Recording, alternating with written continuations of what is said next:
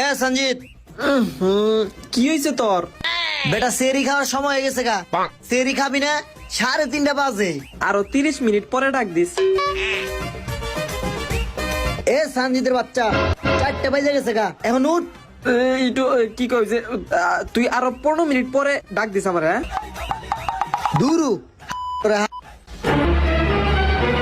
সঞ্জিত, আর 3 minute, Sanjit, আর 1 minute.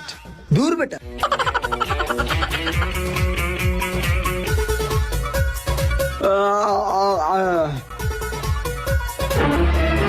কিরে বন্ধু, তুই এত বড় বেইমান হয়ে গেলি?